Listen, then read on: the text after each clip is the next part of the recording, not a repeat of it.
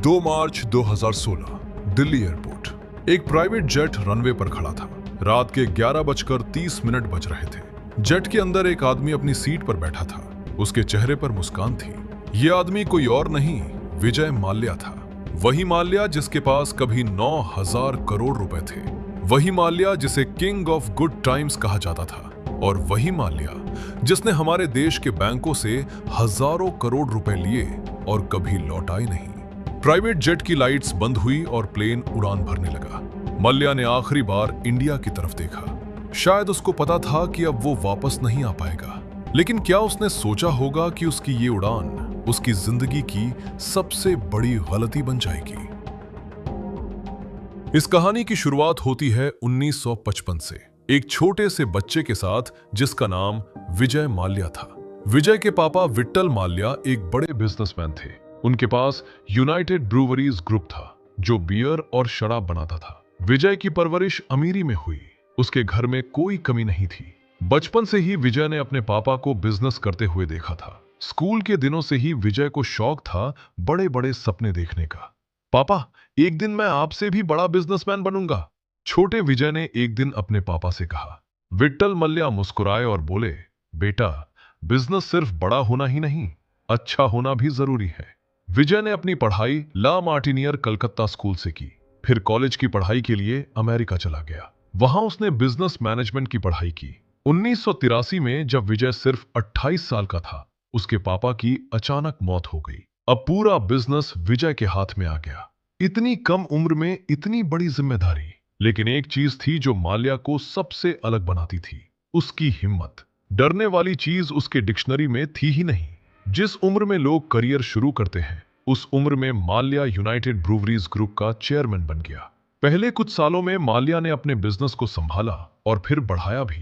Kingfisher beer को India का top brand बना दिया। हर पार्टी, हर रेस्टोरेंट में सिर्फ किंगफिशर बियर चलती थी। उसी दिन माल्या ने तय कर लिया कि अब छोटा नहीं सोचना है, देश का सबसे बड़ा बिजनेसमैन बनना है। लेकिन माल्या को नहीं पता था कि उसका यह फैसला आगे चलकर उसकी बर्बादी का कारण बनने वाला है। एक दिन 2003 में विजय माल्या अपने प्राइवेट जेट में बैठे थे। अचानक उनके दिमाग में एक ख्याल आया, क्या मेरा खुद का एयरलाइन हो सकता है? माल्या ने अपने पीए से पूछा। पीए ने बताया, सर, एयरलाइन बिजनेस बहुत मुश्किल है। इंडिया में कई एयरलाइंस फेल हो चुकी हैं। माल्या मुस्कुराए और बोले, जिनको बिजनेस करना नहीं आता वही फेल होते हैं, मैं अलग हूं। दोस्तों, माल्या ने देखा कि उस वक्त इंडिया में एयर ट्रैवल तेजी से बढ़ रहा था। मिडिल क्लास लोग अब प्लेन से ट्रैवल करना चाहते थे, लेकिन उस वक्त एयरलाइंस या तो बहुत महंगे थे या फिर बिल्कुल बेसिक सर्विस देते थे।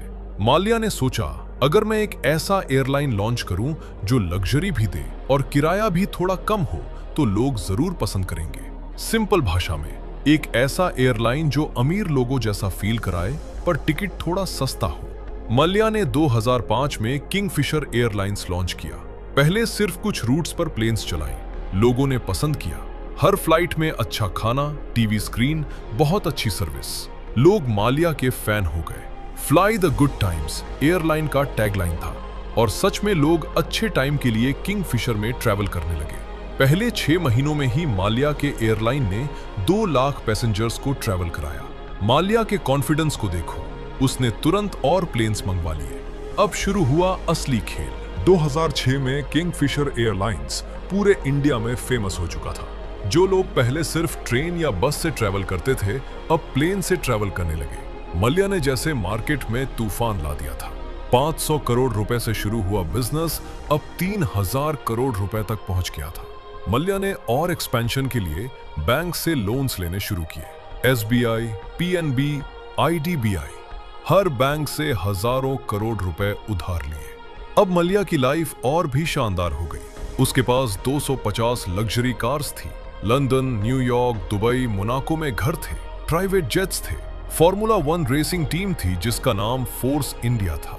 आईपीएल टीम थी, royal Challengers Bangalore. Mallya king की तरह रहता था। माल्या के पार्टीज पूरे इंडिया में फेमस थी।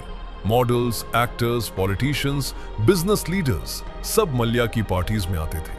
हर साल गोवा में किंगफिशर कैलेंडर लॉन्च करता था जिसमें टॉप मॉडल्स की फोटोज होती थी।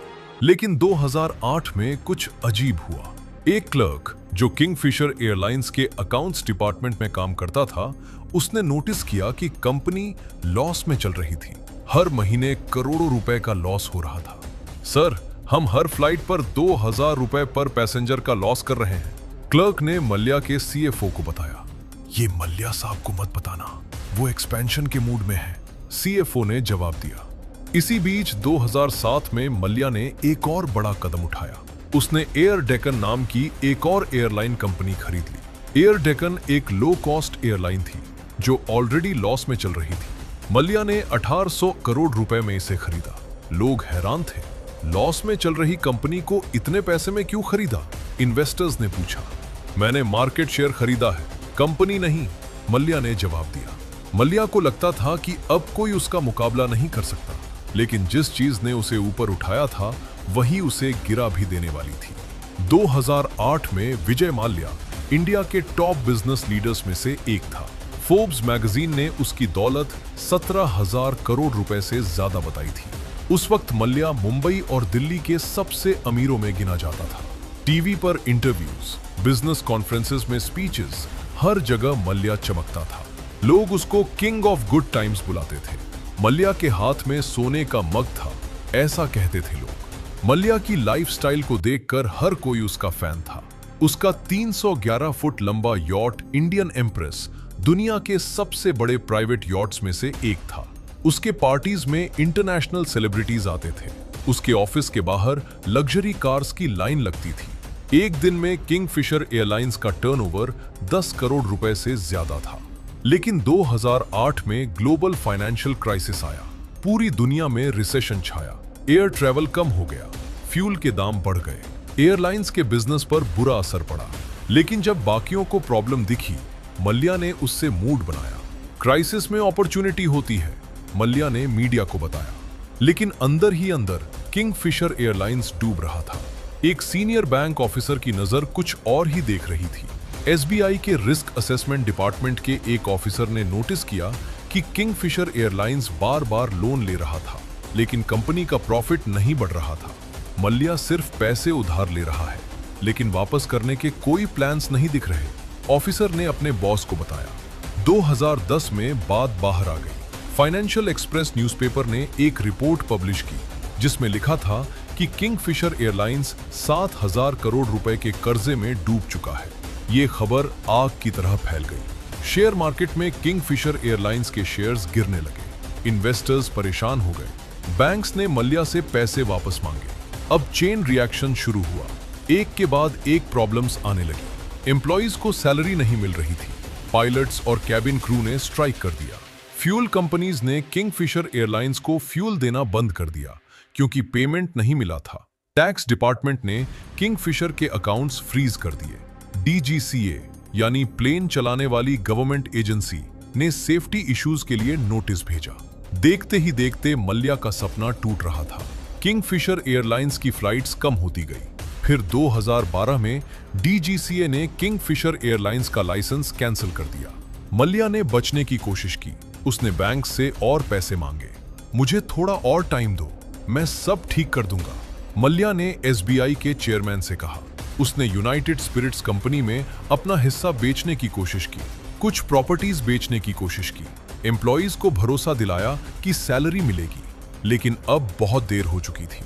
फरवरी 2016 में बैंक्स ने मल्ल्या को विलफुल डिफॉल्टर डिक्लेयर कर दिया। मतलब ये कि मल्ल्या पैसे वापस कर सकता था, लेकिन उसने जानबूझकर नहीं किए। सीबीआई ने मल्ल्या के खिलाफ केस दर्ज किया। एनफोर्समेंट डायरेक्टरेट ईडी ने मनी लॉन्ड्रिंग के लिए इन्वेस्टिगेशन शुरू किया। कोर्ट ने अरेस्ट वारंट जारी किया और फाइनली 2 मार्च 2016 को जब माल्या को पता चला कि उसे अरेस्ट किया जा सकता है, वो प्राइवेट जेट में बैठकर लंदन भाग गया। अगर वो कुछ दिन और रुक जाता तो शायद एयरपोर्ट पर ही अरेस्ट हो जाता। माल्या ने टाइमिंग परफेक्ट की थी। ऐसे वक्त पे भागा जब अभी कोर्ट का स्ट्रिक्ट ऑर्डर नहीं आया था। माल्या के भागने के बाद हजारों एम्प्लॉइज की जिंदगी खराब हो गई। किंगफिशर एयरलाइंस के 7,000 से ज्यादा एम्प्लॉइज एक दिन में बेरोजगार हो गए। कई लोगों को 6 से 8 महीनों की सैलरी नहीं मिली थी। मैंने अपनी बेटी की शादी के लिए पैसे बचा कर रखे थे। अब सब खत्म हो गए। किंगफिशर के एक सीनियर इंजीनियर ने मीडिया को बताया, आंखों में आंसू लिए हुए, बैंक्स का 9,000 करोड़ रुपए डूब गया। ये पैसा आखिर था किसका?